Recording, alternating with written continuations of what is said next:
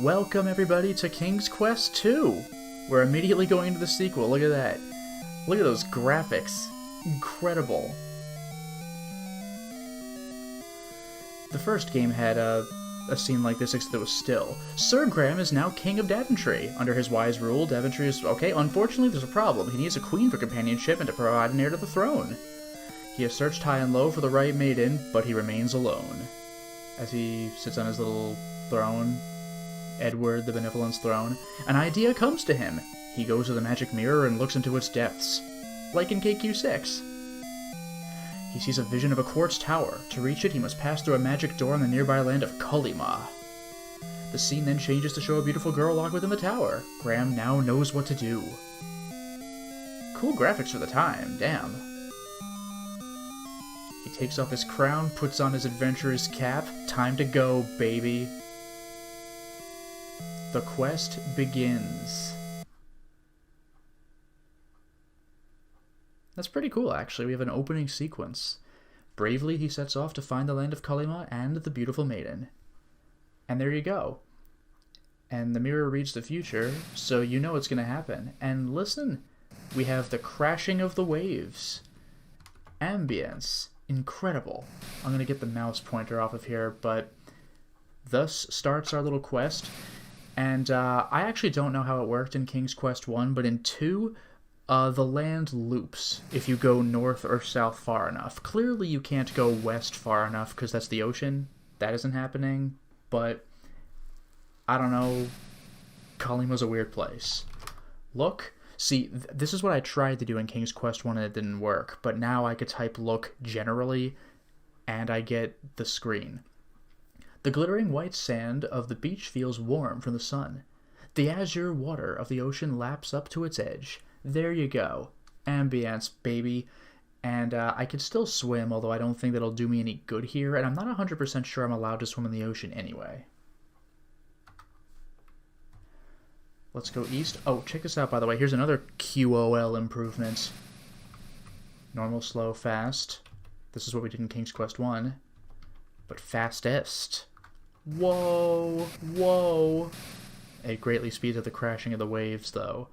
Also, I like that normal is above slow. Like, this is the speed you probably should be walking at. I'll do regular fast. Also, look. Many trees shade your way as you journey through the land of Kolyma. I'm trying to see if there's any, like, anagram or something with Kolyma, but not as far as I know.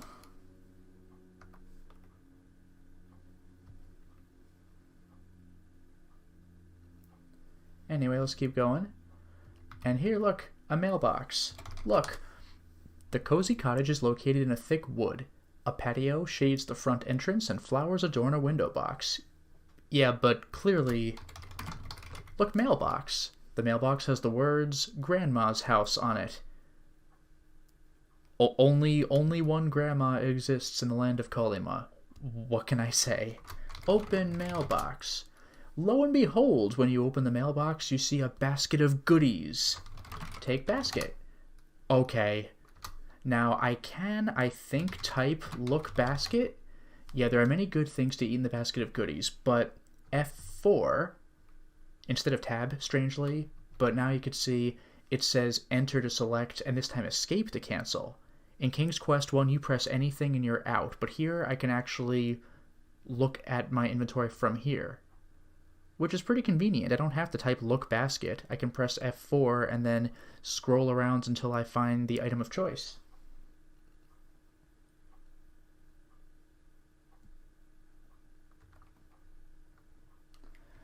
Now that I have the basket of goodies, I am going to try to make use of it. I'll save the cottage for a little later. Also, 185 points instead of 158. Look at that. Now, I'm going to want to do the edge of the screen trick. Oh. This is an updated version of the game. You could see, well, I don't know if you could see... Well, there's a fairy, that's fine. I don't know if you can see, like, the title at the top of the game. Let me see what my OBS shows me. No, you can't. The score is the top of your screen. It says version 2.1. The bell sound in this game was definitely more primitive when I grew up, like on the floppy disk. Maybe this is a superior sound chip or something. Anyway, here's a fairy. I guess I'll let her give me her fairy... No, actually, I'll walk away. I'll save the magic for later, because I think she only appears once.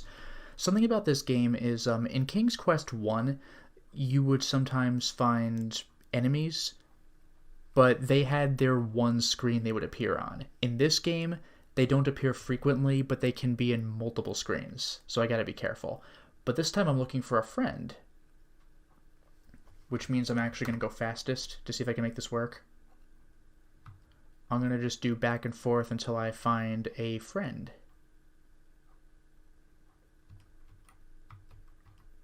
There's a creepy swamp below us. Also, I didn't type look here. Many trees shade here. Okay. I don't want to deal with the monastery yet. I want to deal with someone whom I might hang out with temporarily. I wonder if the speed really does matter, though.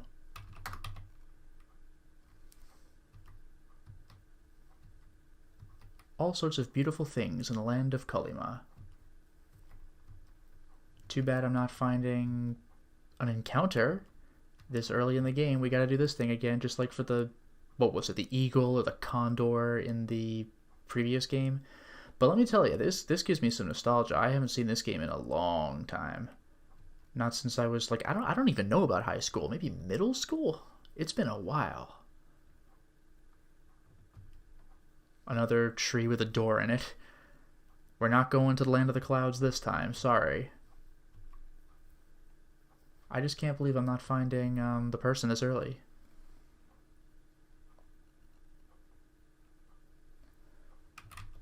Caught the fence. You know what I'm going to do? I'm going to wander around the screen for a little while and then leave. Let's do this. Hello there, Dragon Ace. Welcome to the stream. We're playing a game that is actually from my childhood.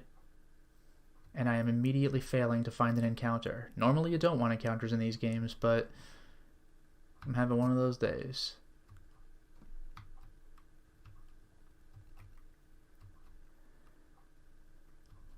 We'll see what we can get. I only have 3 points and I want to see if I can do better. It's just killing me that this isn't happening. Look, I could go in the fence, I could go behind the little... this thing. Not even here. Like, it should be one of these 3 screens, which is driving me crazy. The closest I think we've come to an entity, thank you, going across multiple screens was the goat in KQ1. But look, look, what is this? It appears you have run into Little Red Riding Hood. She looks a little troubled. You're going to have to take my word on this one. Let's adjust my speed now. Talk, girl. Tearfully, Little Red Riding Hood explains that someone stole her basket of goodies while she was picking a bouquet of flowers. Could you please help her find it? Give basket. I might need to get a little closer for this to work. Yeah, you must specify who... Oh, come on now. Give basket to girl. Too far away. I was afraid of that. Come back, Little Red Riding Hood. I have a basket of goodies. It was in the mailbox of the house you intended to deliver them to anyway. Oh. There. Gratefully, Little Red Riding Hood accepts the basket of goodies. In return, she gives you her bouquet of flowers. Look at that. So, bouquet of flowers, and I can select it this time again. The bouquet of wild flowers is very pretty. The sweet scent is delightful. Let's adjust my speed. Oh, did you see that? Now she's skipping. Like, hooray! She's a sweet little girl. She has long blonde locks peeking out from a red cape and hood. I'll take your word. I thought I was going to say something like she's happy, but oh well. I'm not going to do fastest because it's generally impractical. And now we are going to have our first risky encounter almost immediately. Good evening, Facathon. Welcome to the stream. Now, you may recall in the first game, we entered the house and we needed to hope that the witch was not home. This is a somewhat similar situation. So, Open door. Moment of truth now. Oh, we lucked out. We lucked it, because sometimes it might be the wolf, actually. Check this out.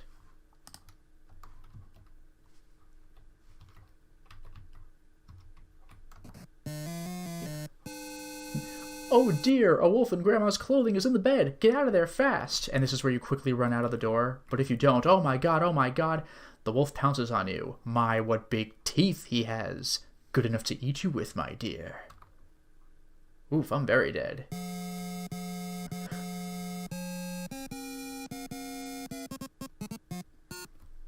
Ken and Roberta Williams wish to thank you for playing King's Quest 2. We are very sorry that you did not succeed. Oh, it's the same message in King's Quest 1. Alright. How do you quick load? F7. So we're in the house with actual Grandma. We're fine.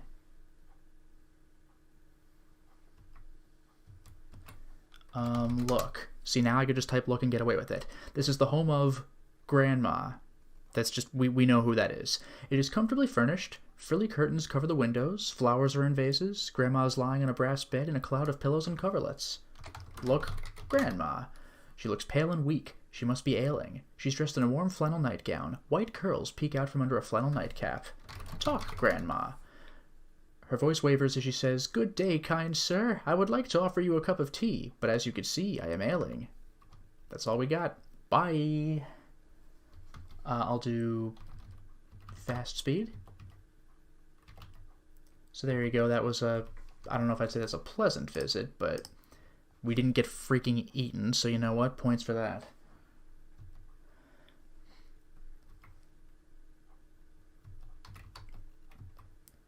Now I'm going to resume my travels east to where I wanted to stop because I needed to encounter Red Riding Hood. I don't think we're going to be encountering her again, but that's fine.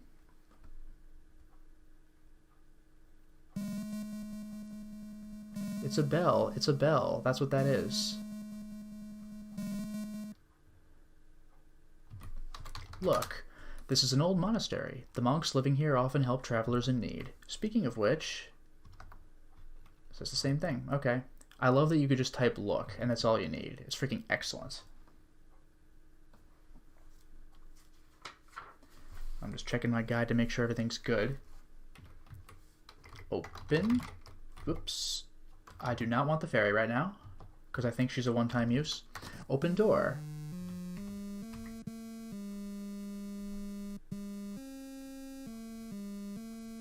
I forgot about this music. I'll do normal speed for, I guess, regular animations, because that door kind of blasted open here. Pray. You kneel near the altar. Bowing your head, you pray. Got some points, baby. The plump monk lifts his head from prayer and seems to notice you for the first time. He stands and asks your name. I hope you've been paying attention, because we only got it once before the game actually started. Graham is my name. The kindly monk explains that he has heard of you and your quest. Here is my cross. It will protect you from evil, he says.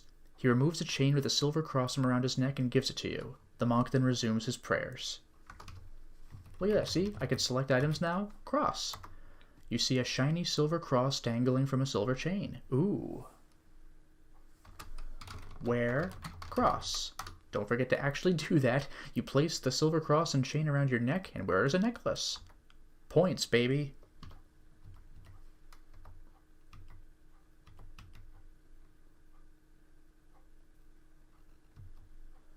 And again, I'll actually save now because I want to actively avoid the Pleasant Fairy because she will be very useful later, but I don't want to talk with her now.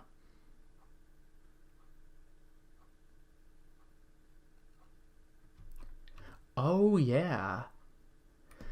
Do you remember how I said that King's Quest can have situations that put you in an unwinnable state? King's Quest 2 is by far the worst. Again, I mentioned this in King's Quest 1 stream. You may be aware of getting your file ruined in King's Quest 5, but you ain't seen nothing until you see King's Quest 2. More on that later. I'll save the explanation for when it's the most impactful.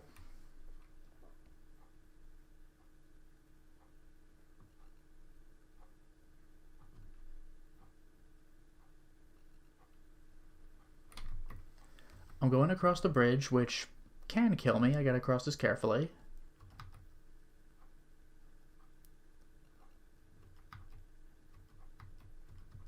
Goody.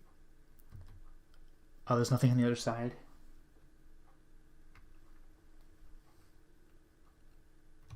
Hey, look. It's the door that was prophesied in the mirror. And I love the surreal nature of this. It's just a door, like, in the middle of nothing. I can walk behind it and everything. Isn't that surreal? You are at the edge of the forest. There's a deep chasm to the west and a towering cliff to the east. Look. Door. This is a magical door. You can open it, or if you can open it, the door will lead you to your heart's desire. There's an inscription on the door. So this is endgame, basically. So, read inscription. Whosoever chooses to seek the key for this door will undoubtedly make a splash. Where have I seen water in this game?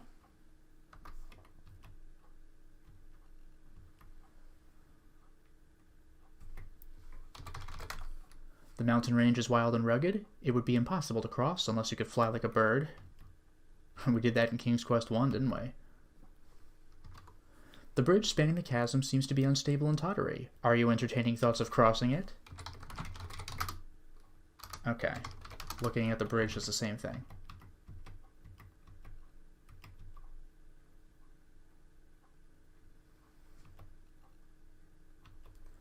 Let's go back south to the monastery, and again, avoid the ferry if I can help it. And yeah, Fakafon, this game is better looking than the first one.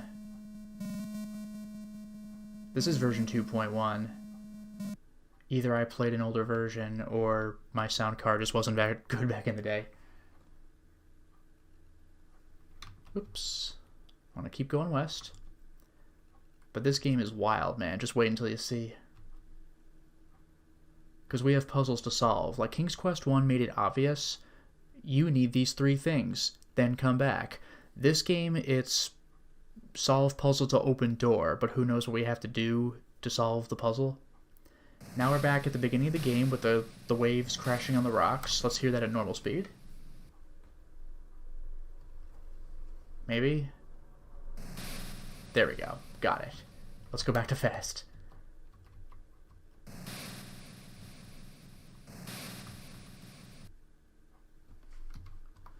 The glittering white sand of the beach feels warm from the sun. The azure water of the ocean laps up to its edge. I think we read that before.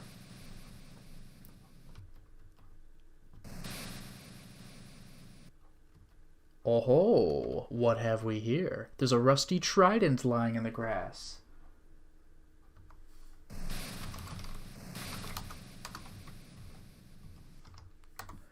You pick it up and carry it with you. The trident is rusty and corroded. It looks somewhat like a pitchfork. Fair enough. I cut off the splashing of the water, it's fine.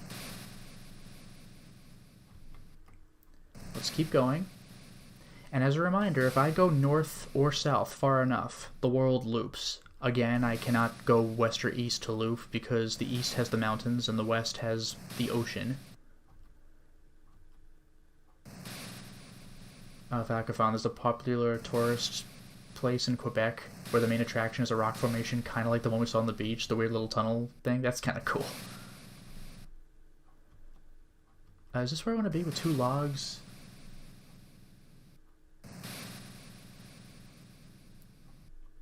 Oh yeah, I do see something.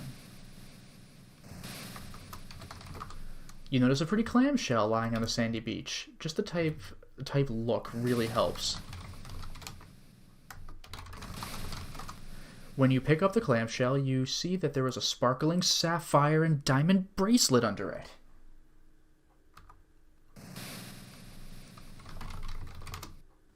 Oh, sapphire and diamond bracelet, excuse me. I thought there were 2 things. Take bracelet.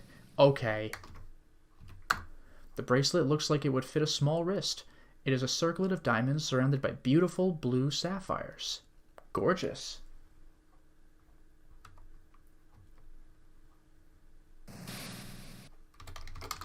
There is a stake leaning against the tree. Okay. It appears to be an ordinary tent stake.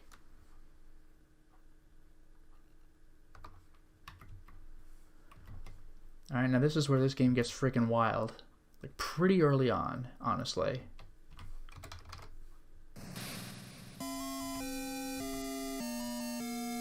Huh. That music, that's really familiar. The glittering white set... You're gonna point out a clamshell to me, but not a damn mermaid conspicuously chilling on a rock nearby? Okay. Don't worry about it.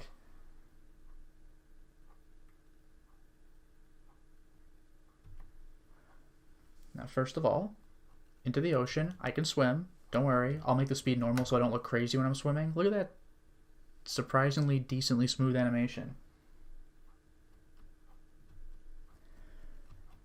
Oh, did I? There we go. Now, I can cost myself some points by giving the mermaid one of my treasures. The bracelet does say it fits a small wrist, so maybe I can give that to her, but I'm going to do better. The mermaid has long flowing hair covering most of her upper body. The green scales on her fishtail are sparkling like emeralds as she slowly waves it back and forth. She beckons with her hand. So clearly we have a friendly mermaid. I guess I haven't been attacked yet, so that's fair enough.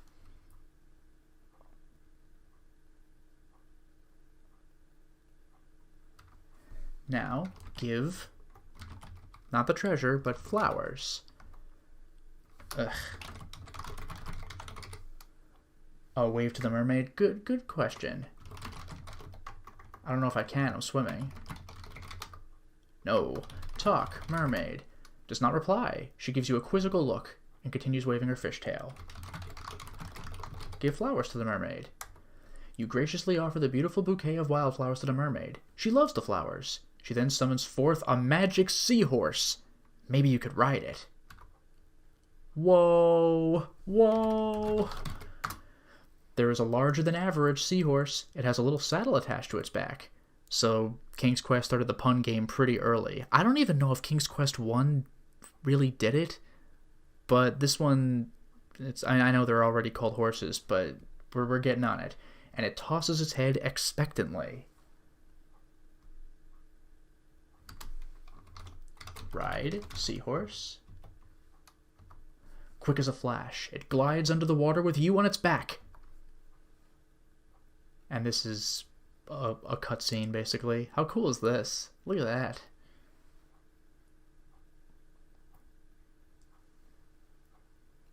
Giant skeleton, don't worry about it. Whoa! And now I can control the seahorse. How freaking crazy is this? This music. The bottom of the sea is teeming with fish and plant life. King Neptune rules this mighty underwater empire. So this is a case where I think you could get screwed out of a save file already. Like, what if I didn't find Neptune's spear? It is along the beach, so it's not that hard to find, but this is my one chance to come down here. You know, like, this is one of those things. But believe me, this is the least of the game's ruin your save file problems. Trust me, I'll tell you later. Talk. Neptune. Glub, glub, glub, glub. Yeah, that's a good point. Give trident to Neptune. Reverently, King Neptune accepts his lost trident from you. He gives you a bottle, then waves the trident in front of the huge clam, which opens and reveals a large golden key. Look at that. Whosoever wants to open this door will make a splash. There's the clam. Okay, so, bottle. There is a large cloth in the glass bottle.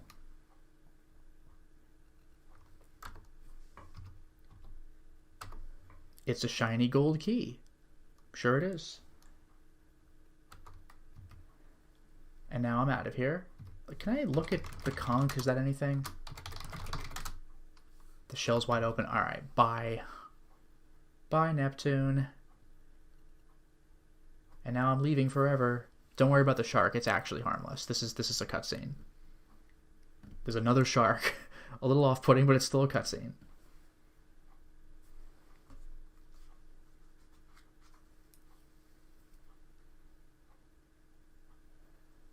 And we're out.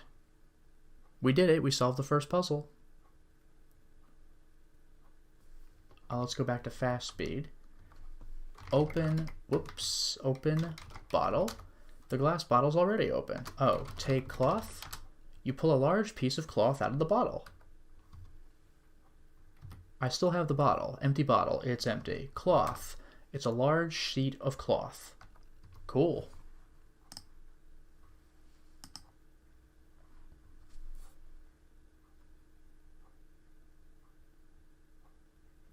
And now I'm just trying to reorient myself.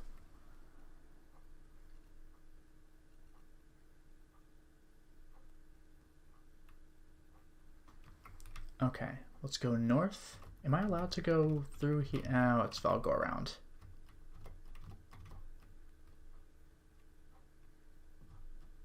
I think we've already looped back to where we started.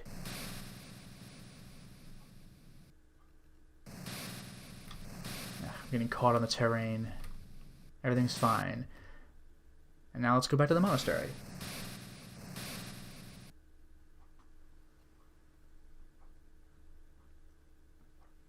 We're going to go right back to the bridge. We solved the puzzle. We're going to open the magic door. How cool is that? Moving right along. Don't worry about it. I will, you know what, just because we're backtracking, I'll do fastest. I'll avoid the fairy if she shows up. Actually, let's listen to the bell's actual...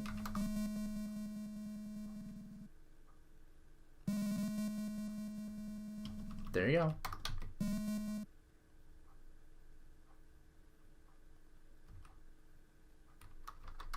Nope. We're not dealing with the fairy. Now I'm going to make my speed normal so I don't accidentally fall off a cliff. See? That could get me... Yeah, the bell animation is impressive. It really is. So now, let's just save. Because the bridge is always a little scary. I don't want to fall off a cliff and die. Although now that I say that, I will do just that. Are you kidding me? I'm actually safe on the bridge. I know there's ropes, but still. Alright, fine. Now I wonder if I open the door or if I use key on door.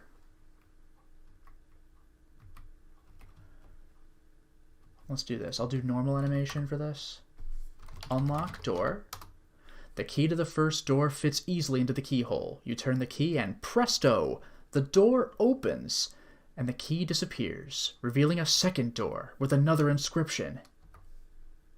Whoa!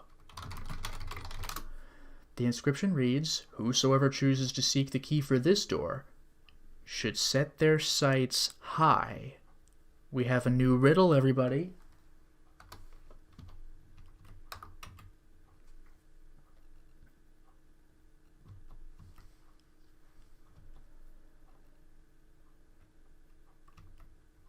And we return.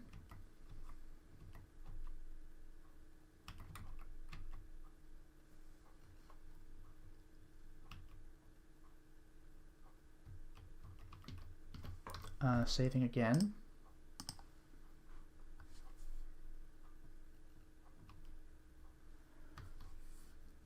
Okay, this time I actually want the fairy's help. So we'll see if she shows up.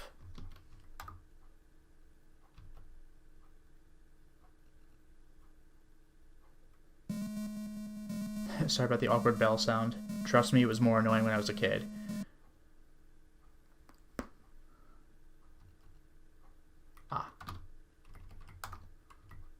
This time I will accept the fairy's spell. Let's see what this sounds like, because I have pretty decent memory of what this sounded like. The fairy starts to sprinkle fairy dust on you. "Good King Graham, I am here to help you," she says. "I give you a protective spell against certain evil elements. But beware, for it lasts only a short time."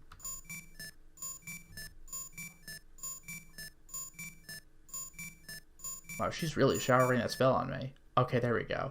Let's save. And next objective.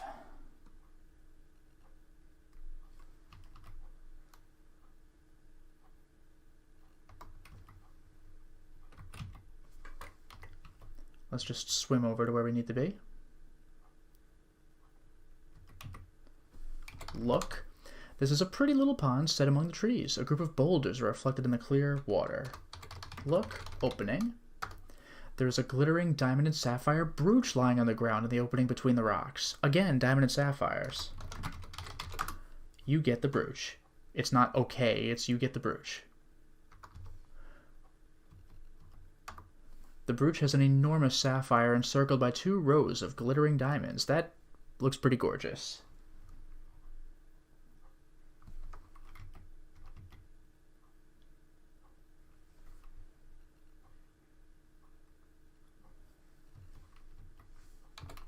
A new house. This is a quaint little antique shop. Okay. There is a sign in the window. I don't know if I could read the sign from here. Open. Okay.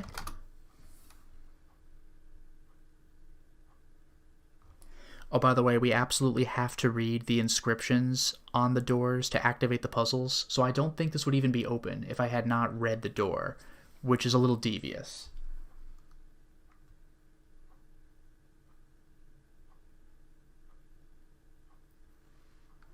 Also, this item, this shop does have an item we need, and I think we could pay for it with 2 of our treasures, but we would lose points for doing that, and I don't want to lose points again, so I'll try advancing some more.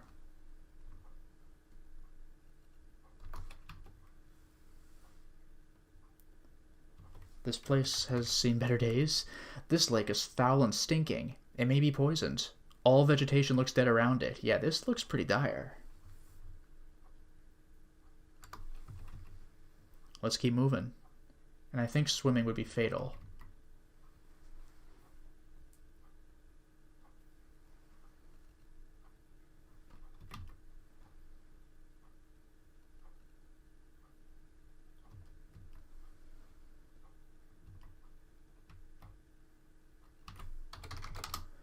Many trees shade your way. Yeah. When you peek into the hole of the pine tree, you see a mallet lying there. Look in everything. Search everything.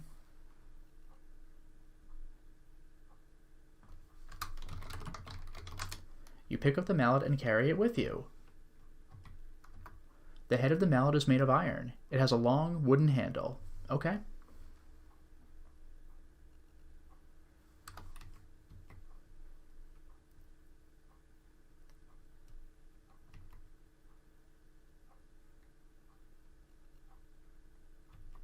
This is the place that I had briefly seen before, a literal tree house, and like I said last time, this does not lead to the Jack and the Beanstalk land. This is, I think, just a house.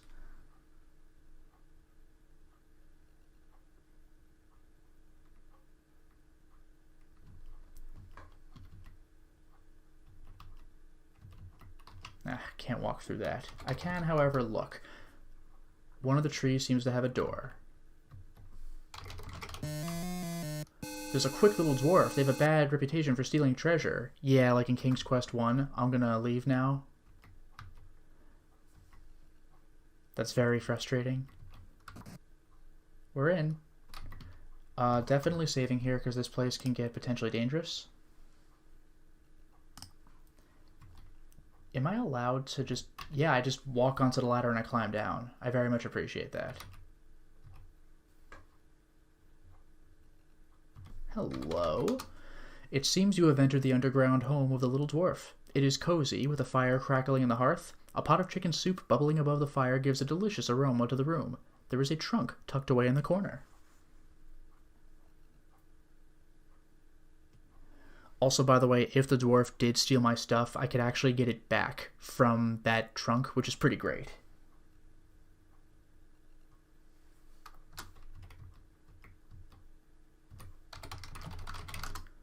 Pot of chicken soup boiling over the fire.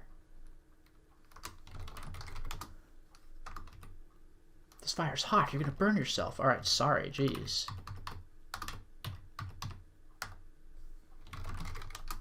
You grab the wooden handle of the bubbling pot of chicken soup. You take the pot with you.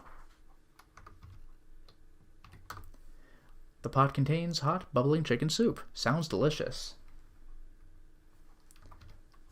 I'll do a separate save file on the off chance the dwarf shows up while I'm in his home. Open trunk. Look, trunk. It's old and worn, the hinges are loose. Yeah, there's nothing in there because I was not robbed in this playthrough, but this is my chance to get my stuff back if I had been robbed.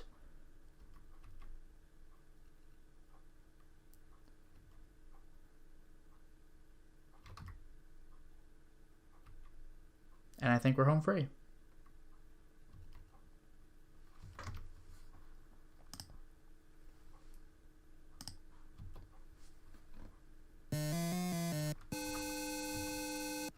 Nope. Sorry. And this place is also intimidating, but for a different reason. Anyway, many trees shade our way, sure.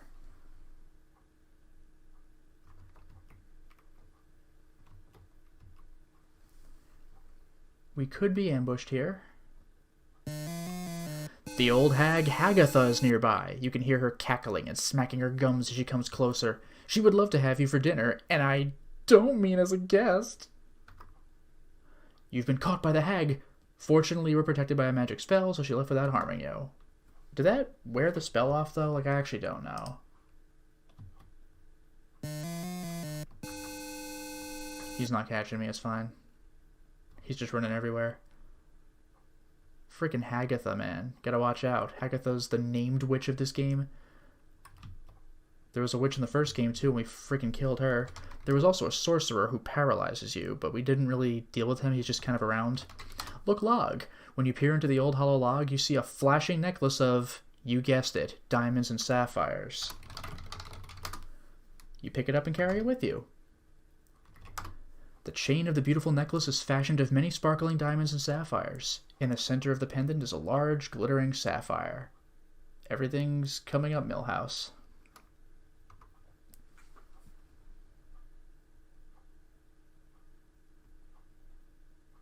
Just checking what to do next.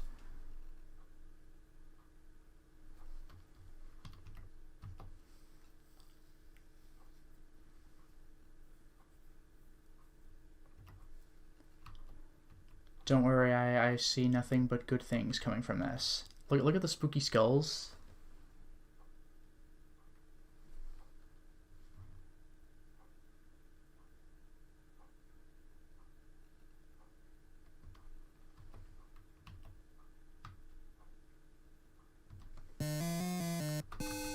Nope. Okay, Hagatha is not inside her cave. I lucked out.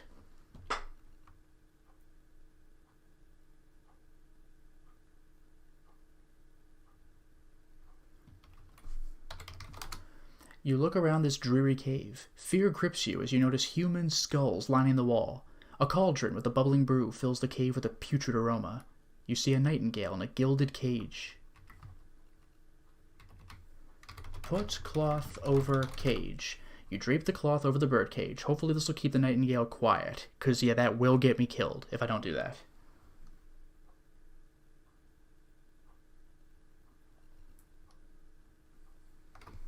Take cage. Quietly, you pick up the covered bird cage for the nightingale. To your relief, the bird remains silent. There's the big moment. Let's get out of here. Also, I think this has an Easter egg, if I'm lucky. As you leave the dark cave, you remove the cloth from the cage. That's what a bird sounds like. And yeah, Dragon Age, the first clock tower, that parrot giving you away, yep. Oh yeah, Fakafam also mentioned clock tower, yeah, pretty on the nose. I'm going to look for an Easter egg now, if memory serves me right. Sorry for the flickering of the constant screen changes, but if I'm lucky, if I remember this correctly.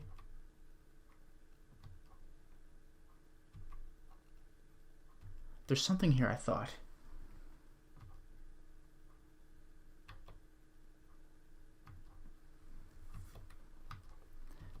Sorry about this, but trust me, it's wild. In fact, let's go fastest.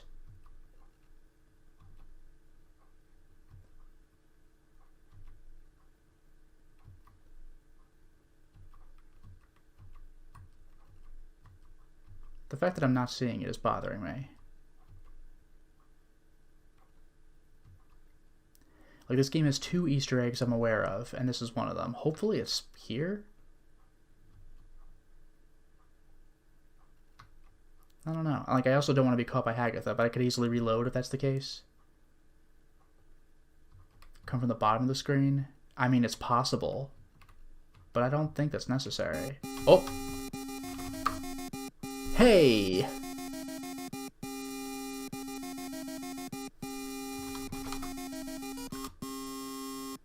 That's a thing that exists in this game.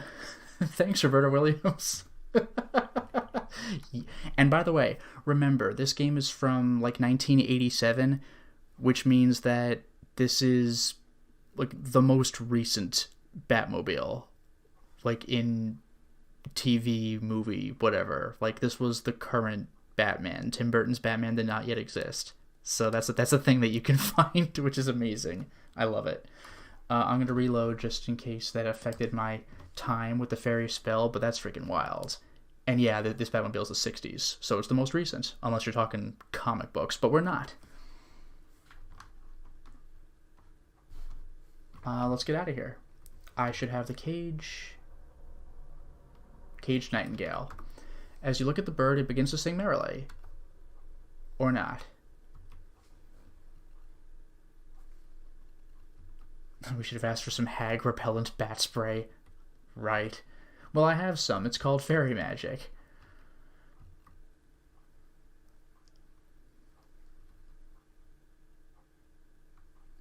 And now, once again, I have to not die. So let's save. Well, we lucked out. Give Grandma soup.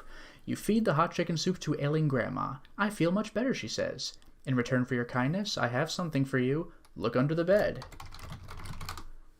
I don't understand, Ebed. You drop to your hands and knees and peer under the bed. A large ruby ring and a black cloak are hidden there. You take them into your possession. When you see what we use these for, you're going to wonder why the hell she had these. Anyway, ruby ring. It's gold with an enormous red ruby. The initials CD are engraved inside the gold band. Compact disc. Very impressive. I don't think those even existed yet.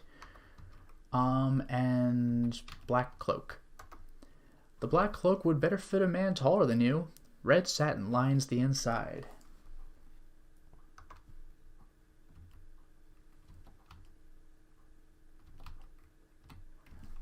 I'm going to leave now. Let's keep moving. I can't believe she owns compact discs, cape, and ring. It's freaking wild. Anyway, back to the monastery. I don't think that the fairy's gonna affect us anymore, but it's still good that we had her spell in case we needed it.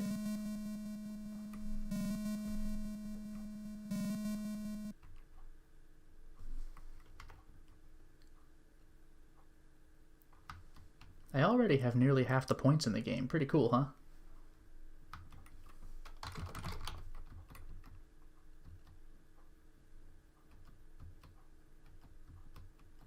Open door. There we go. A little old lady in the antique shop says, "How may I help you?" The little old lady motions toward an old oil lamp. "This is a new item in my shop," she says. "I thought you might be interested in it." It's like a classic Disney's Aladdin genie lamp, even though this predates Disney's Aladdin.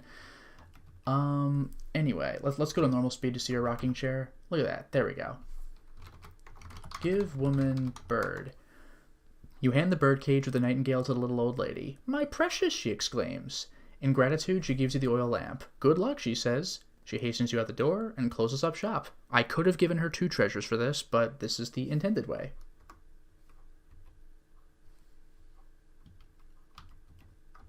I'm out. Oh, maybe she did just boot me out. Okay, black cloak oil lamp. The old oil lamp is fashioned of brass that has been tarnished. There's a spout at one end and a round handle at the other. The lamp is empty inside. I'll bet it is.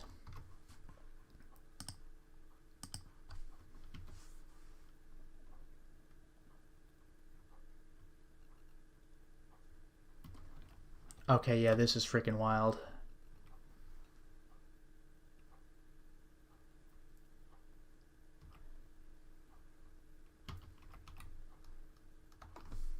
Rub lamp. What? I can't believe it. When you rub the tarnished brass lamp, you hear a poof, and a genie appears. Master, he says, I leave a gift for you. A magic carpet. The genie then poofs back into the lamp.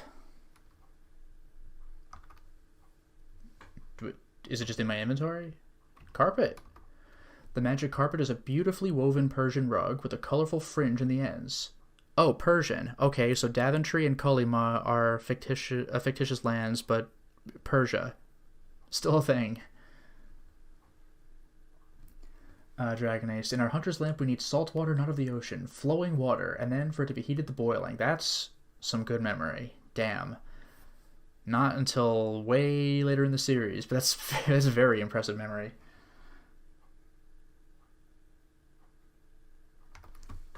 Rub lamp. Remember, I get 3 wishes. Master, I leave a gift for you. A beautiful sword. And he's out. The shining sword is not incredibly large, but is very sharp. It has a snake carved into the bronze handle. Rub lamp.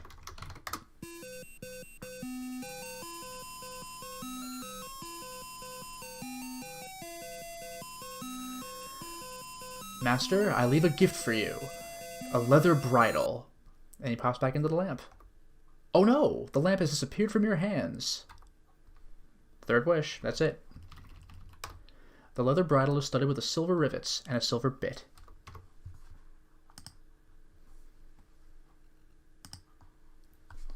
Ride carpet. What? Oh my goodness. How crazy is this?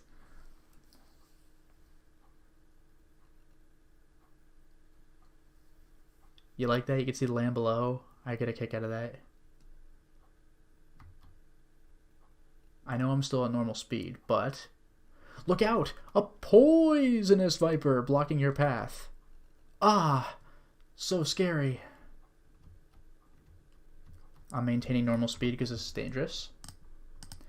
Now, we have a King's Quest 1 situation here. Allow me to show you. Oop, whoa! The snake has struck you dead. Welp. I thought I was a little out of range. Clearly I was mistaken.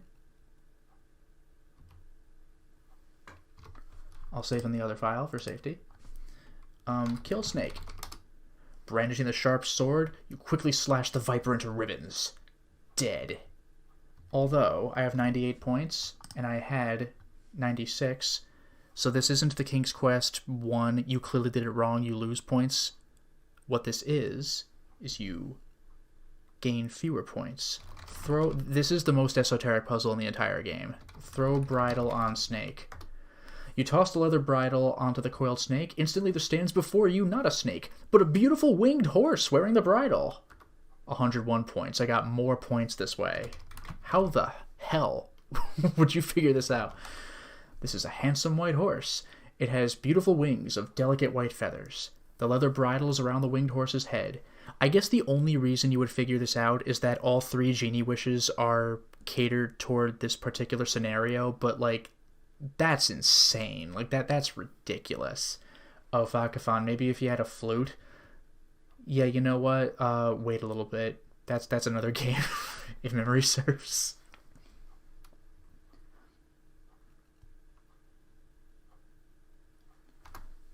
Talk, horse. Thank you, kind sir, for saving me. An evil enchanter turned me into a snake when I refused to be a steed.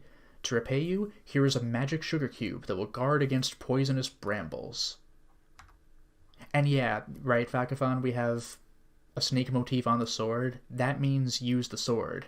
And yet, now this cube I think is optional, but it's basically not optional. I'll show you what I mean later. It looks like a normal sugar cube. It does have a bit of a sparkle, though.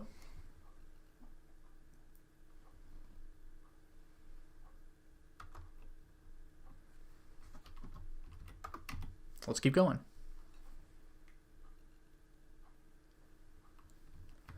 Oh, is this what I think it is? This might be the other Easter egg, actually. Oh no, this is as bad as can be. Upon looking into the hole, you believe you see an incredibly blatant plug for another Sierra 3D animated adventure. Hang on! Space Quest Chapter 1! What? By two guys from Andromeda, sure. I can't believe it! In deep space, a vessel drifts silently. Unbeknownst to you, the dreaded Sarians, the bad boys of the universe, plan your destruction. Space Quest is a 3D animated adventure game. As the hero, you'll explore strange vessels. Visit bizarre planets. Oh no! Oh, he actually... Well, spoilers. Get friendly with wildlife? Ugh. Oh my god. And get acquainted with some darn interesting folks. So step up to the bar and have a cool one and enjoy some of the best entertainment in the universe. It's rockin' as hell. Enjoy, for soon you'll come face to face with the dreaded Sarians. This is a thing that exists in this game. Briefly befuddled by this bizarre event, you brace yourself and continue with the quest before you. Huh, that was weird. Anyway. Bye.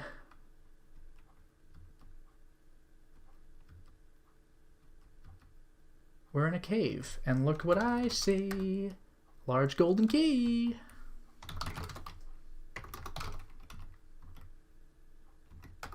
Okay. It's just the same thing as before.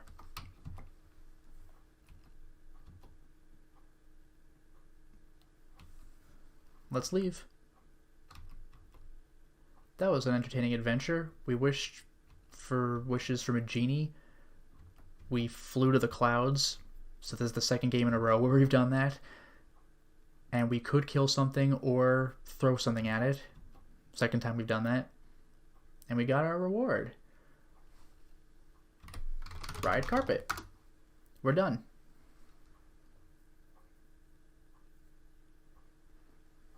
And we're back at the antique store where we bought the thing. And I think we're done with the carpet. We still have the carpet? Does that mean we could actually go back? Not that we need to, but it's fine.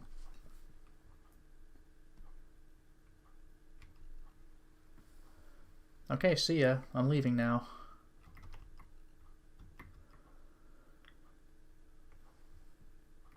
Past the monastery, of course.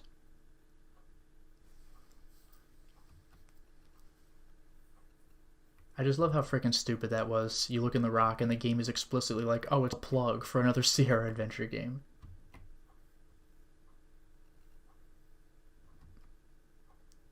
Anyway, let's open the second door. Now's our big chance, right? I've been waiting for this.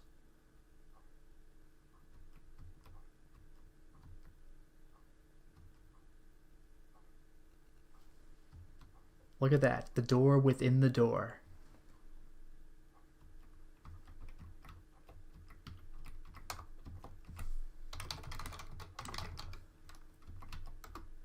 The key to the second door fits easily into the keyhole. You turn the key and it's not presto this time, but shazam! The door opens and the second gold key disappears, revealing a third door with yet another inscription. Oh my god.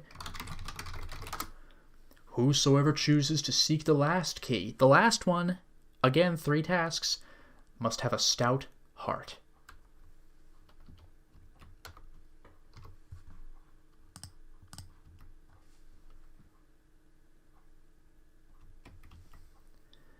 And look at my score, it's reflecting my progress.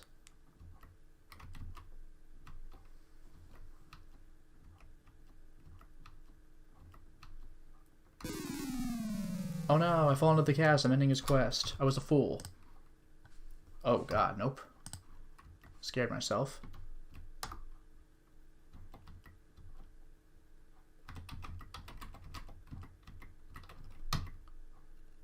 There. Easy every time. This is why I say frequently.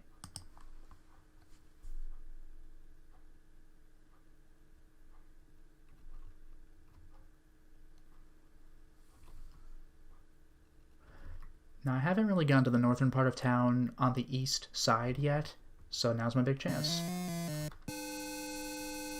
Oh, the dwarf left me alone. That's nice, but I'll reload just for safety. But it's cool that that's a thing that can happen. You're not robbing me of my stuff, bro. Reset the screen for safety. And now we're up here. Many trees shade your way. Yeah.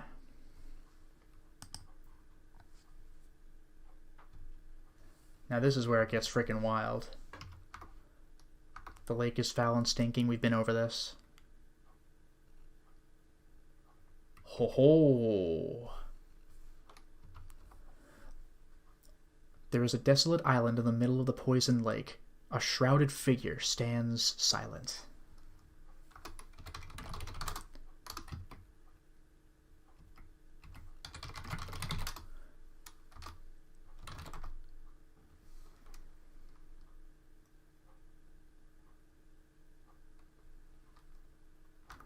Now, this is another case. You are greeted by stony silence from the frightening ghoul. This guy will ferry me across the lake if I give him a couple treasures, but I'm not doing that. Wear ring. You are now wearing the beautiful ruby ring. Wear cloak. With a flourish, you fling the black cloak around your neck and fasten it. Do I?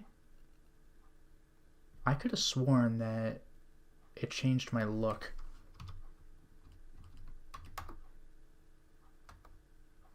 I mean, whatever, I guess.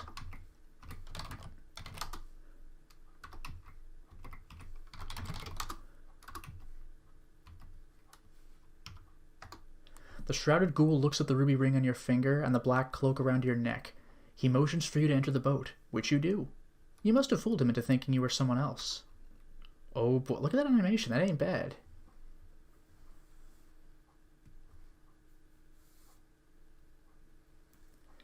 Now this is... Can I get off the boat? Exit boat? Okay. Now this is legit one of the hardest parts in the game, under normal circumstances. You see these brambles? Watch this. You've been poisoned by the thorns and can no longer continue the game. Right?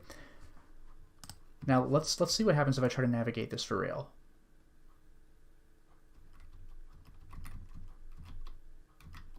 Oh, I died. Right? Like, this is very annoying. So this is what you're... Like, you can navigate this, and it's just, like, the worst thing in the game. But eat sugar cube. This is another screw your save file over. Not necessarily permanently, but why would now be the time? But eat the sugar cube. After swallowing the magic sugar cube, you get a feeling of invincibility. So now I'm going to go ahead and advance, and... Oh, look, I can do it. This is how you do that.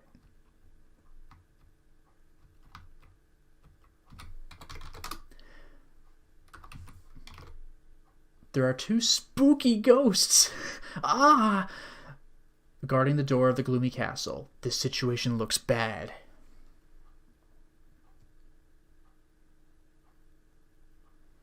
Now, this situation is actually pretty free with, well, you'll see.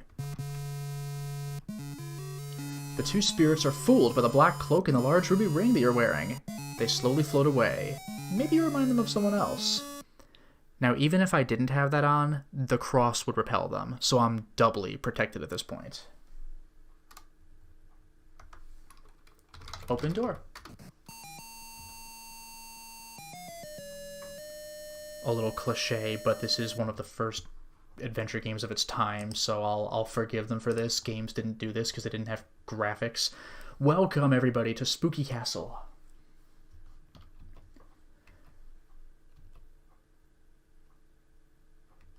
Oh, look, it's like legitimately one of the more irritating things in this entire game. Spiral staircase. These things really are the bane of my existence. Like, they're genuinely frustrating to deal with. Because I could easily fall off even here, I think. Oh no, that is the wall. They were kind enough to do that at least. Welcome to a giant bedroom. The musty bedchamber is at the top of a tower. It has the smell of mold and old mothballs. There is a sagging bed and an old dresser in the room.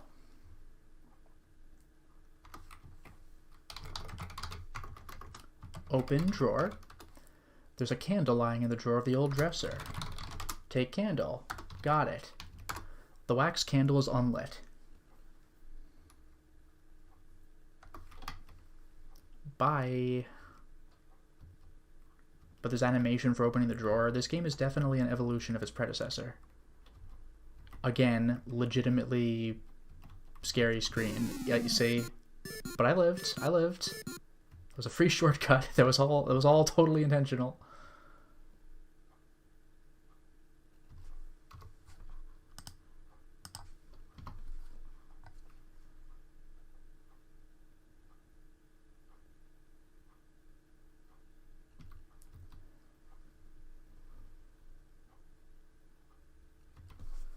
Light candle.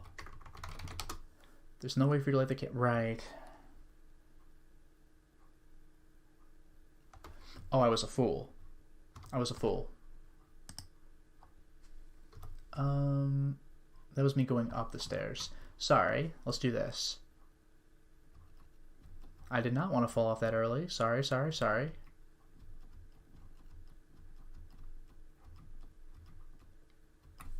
Now, I'll light the candle. You hold your candle up to the blazing torch. It catches. Your candle is now lit. That's how you do it. The wax candle burns brightly. Ouch! Hot wax dripped on your finger.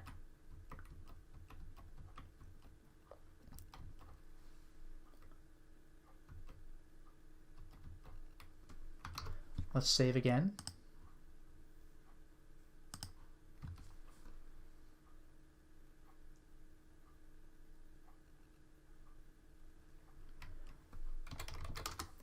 This is the dingy dining room of the drafty old castle. Ants crawl among old bits of food. Dust covers a dilapidated tabletop. A delicious-looking smoked ham is on the table.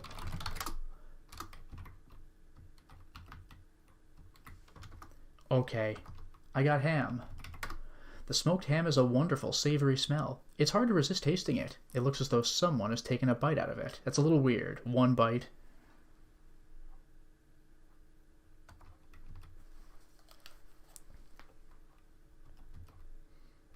Oh yeah, this is legitimately scary. I think I might need the candle to even deal with this room.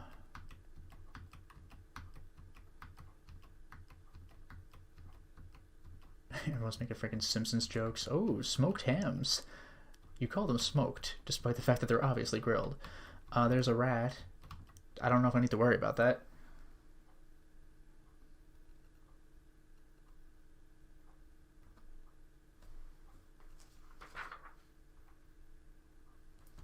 Okay, that's fine. It's fine. It's fine. It's fine.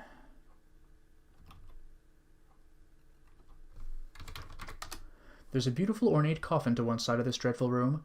Dust is everywhere, cobwebs fill the corners, and a sickly odor permeates the air.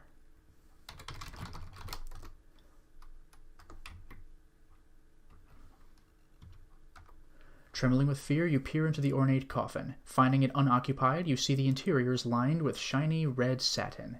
So it sounds like Dragon Ace correctly called something from way earlier in the game. Now there are two situations there are two ways I could find this coffin, open and closed. I have found it open. This is good. This is random, so I got lucky.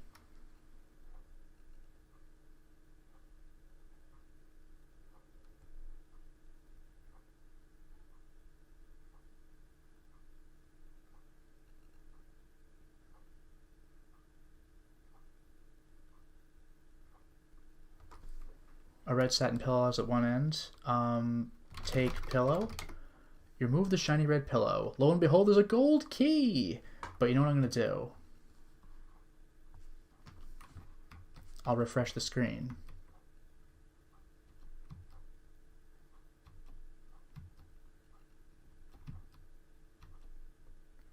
The coffin is closed. This is where I'm going to go to normal speed.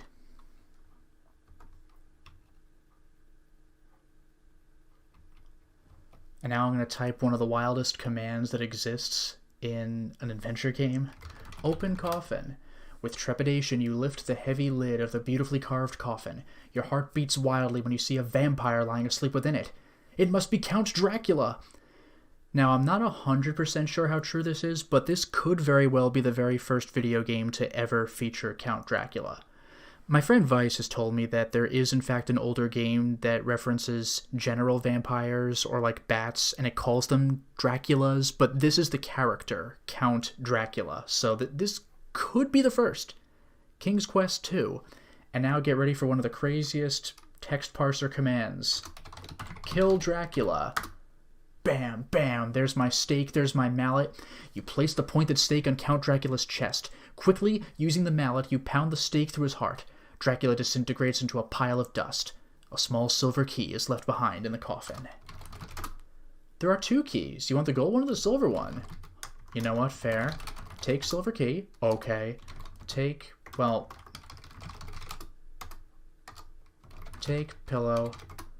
You already have.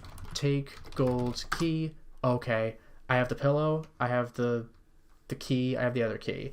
And yeah, Enthusiast, that was anticlimactic, but if I just stood there for a while, then Dracula would kill me. So, pillow. It's small and made of shiny red satin. Silver key. Shiny silver key. Also a Suda 51 game. Gold key. It's a shiny gold key. I did it.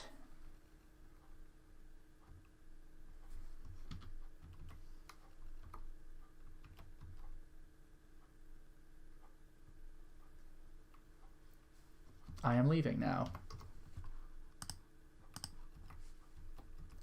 So there we go. I killed Dracula. Turns out Dracula lived in Kolyma this entire time. You figure it out.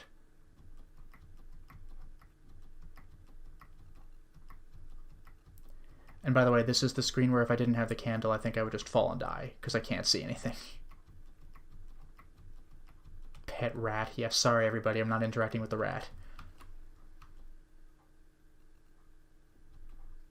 Oh, wait a minute. There is the entrance in the back.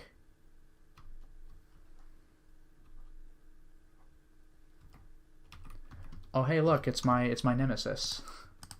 More stairs.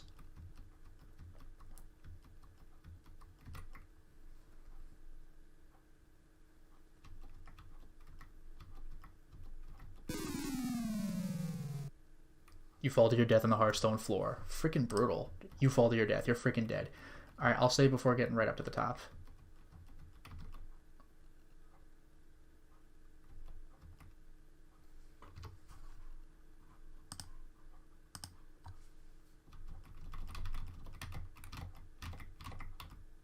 There we go. I did it every time. First try.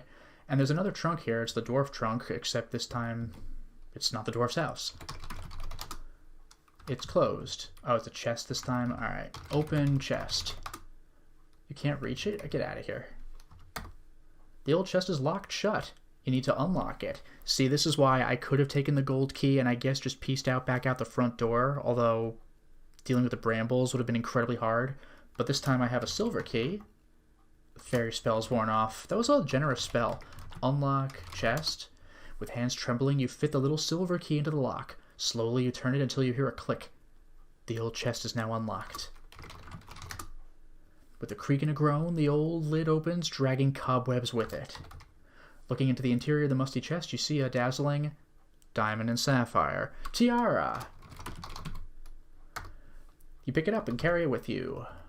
I still have the silver key. I guess why not? This tiara is stunning. It is encrusted with diamonds from the back to the front, progressively getting larger. The center stone in the front is a dazzling sapphire. Gorgeous.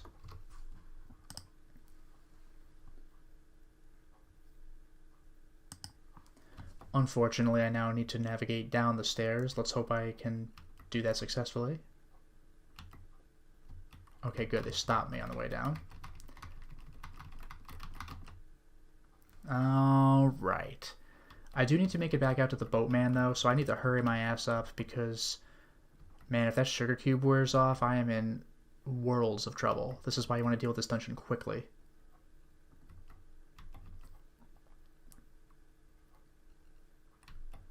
I killed your master. I hope you're not mad.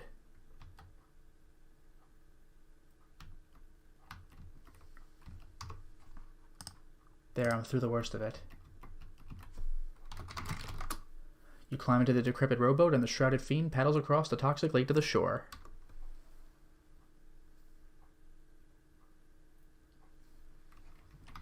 See ya.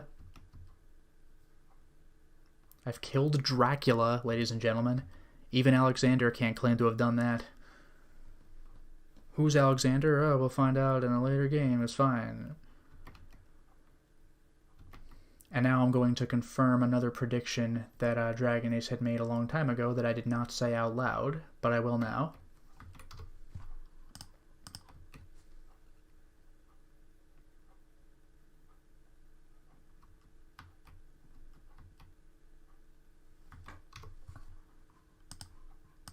Oops, I forgot something. Let's go back.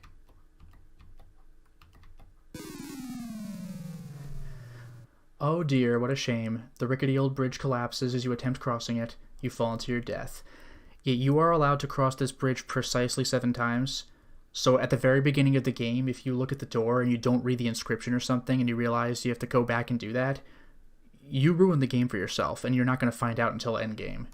Like, this is cruel. Like, this will ruin the entire game for you. I can't even believe it. I'm going to reload now. That's so not cool. King's Quest V, move over. King's Quest II is the cruelest of them all. Now get ready, because this is kind of amazing. The key to the 3rd door fits in, and now it's not Shazam, it's back to Presto. The door opens, and again the key disappears, revealing a world unlike any you've ever seen before. Whoa, what? The sand on the sparkling beach is a deep blue. The bright sunlight from a gorgeous pink sky dances across it. Cliffs tower above the beach. Yeah, this is pretty wild. The colors are all crazy, and no, nothing is wrong with your computer. The game said the sand is blue.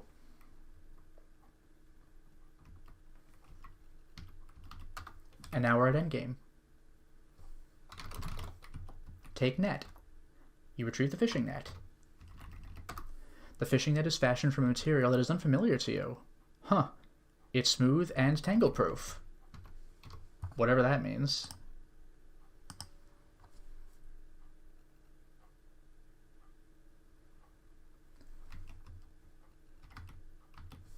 Throw net. You cast the fishing net into the wild sea. Upon retrieving it, you see you have caught a large golden fish. It falls from the net and flops helplessly on the beach.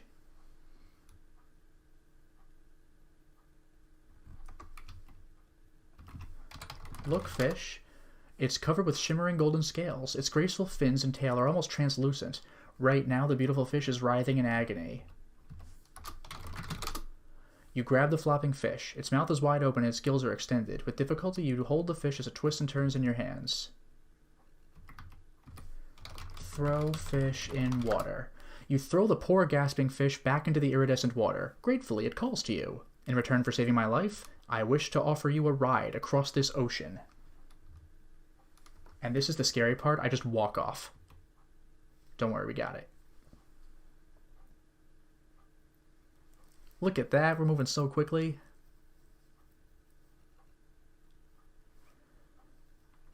It spins me off. Bonk. There we go. Yeah, chat is questioning why this is rewarding me. I think it's like the story of the fisherman, like, that saved the magic fish, that like offered it rewards as a, like, if it would throw him back, but this time I took initiative and just threw it back myself. Maybe I felt bad for doing that to that fish. I had remorse for my actions. You can see that the island is really quite small. The foliage is remarkable, though. Plants and flowers have overgrown it, some growing very large in contrast to the tiny island.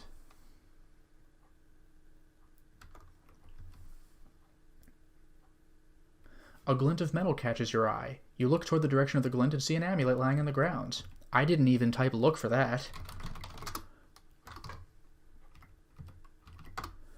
You examine the amulet. It is made of bronze that is tarnished with age. A tiger's eye stone is embedded into the front. You turn the amulet over and see the word home engraved on the back. I'm actually very curious. You murmur the word home. A tingling sensation envelops your body. You black out for a second. When you come to, you see you're somewhere else. I'm back home. I don't think I've ever done this before. It's unfortunate that you ever turned to Devonshire without a bride. Thank you. Wow.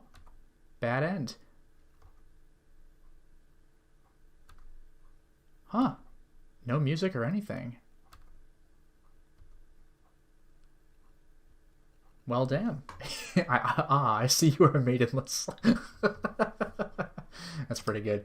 Alright, anyway, I have the amulet. Wow, just there's a bad end. Too bad he didn't have a bride. Idiot. The whole point you came out here. Alright.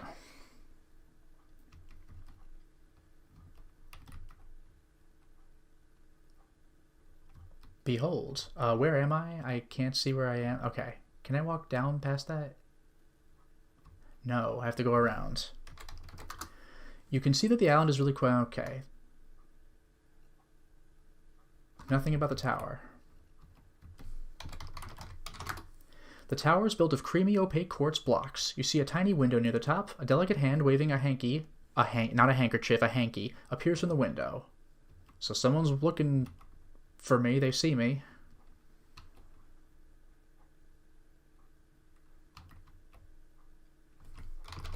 And now for the game's final challenge. These are legitimately difficult stairs to navigate. At least if memory serves.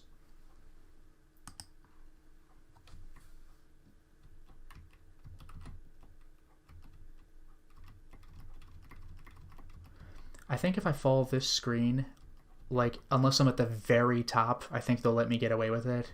But if I'm at the top, then I'm in real trouble. Yeah, you see, like, this is ugly. At least I can hug the wall.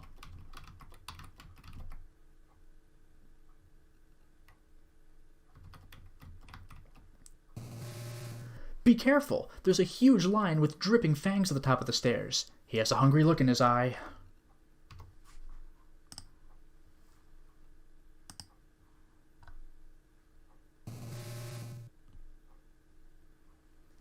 And I can still kill this guy with the snake sword, but... Give lion ham. Hungrily the lion gobbles down the smoked ham and then falls fast asleep. Yay. I think I could still kill him, but, like, come on. Also, just for fun. Oh, no! Ah! Bonk. You were instantly killed. Ah, shucks. Anyway, open door. You have found her! The girl from the magic mirror. She is even more beautiful than you had imagined. Imagined? We saw her face. I guess this is the whole body now, but, like, we have seen her.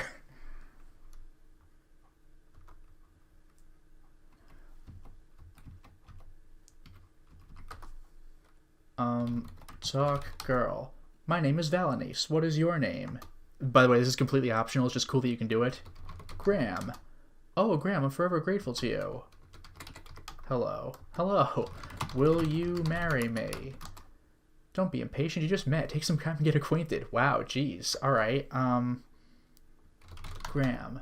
You can't do that. Oh, it actually follows in conversation. Nice to meet you? Who are you?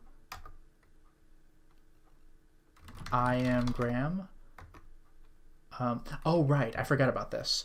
Kiss girl. Which is, again, not even for points.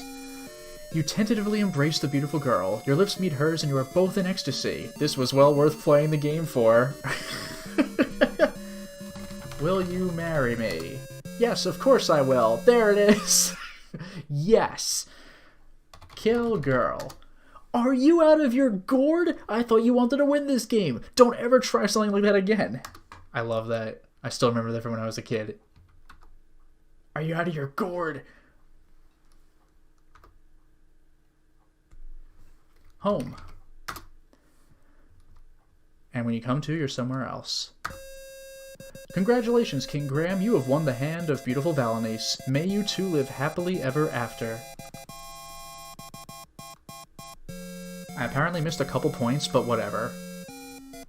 Can I move? No, I can't. I guess she'll approach. I love that everyone's attending the wedding, by the way, just like in King's Quest VI, but, like, this time it's out of nowhere. And Dracula and Hagatha or maybe it's the sorcerer, are in the audience, along with, like, the dragon from KQ1 and the giant from KQ1. Yeah, all the King's Quest 1, well, the wolf is on the left, the woodsman and his wife are on the left. This is weird. The monk declares you man and wife. Yes. Yeah, Neptune's here too. Ah, the fairy's there, thanks. Grandma's here, Riding Hood's here, the wolf's here, they're just friends now. Yay, we're back home. If you have enjoyed this game, please ask your dealer, that's the end screen, please ask your dealer about the availability of King's Quest 3, To Err is Human, to really foul things up on your computer. Yeah, by the way, speaking of which, this game is called Romancing the Throne, because like the movie Romancing the Stone. King's Quest 1 did not have a title, but the remake was called Quest for the Crown. So we did it. We beat the game, everybody. King's Quest 2. This is how we marry Valenice, and this is how she's in future titles.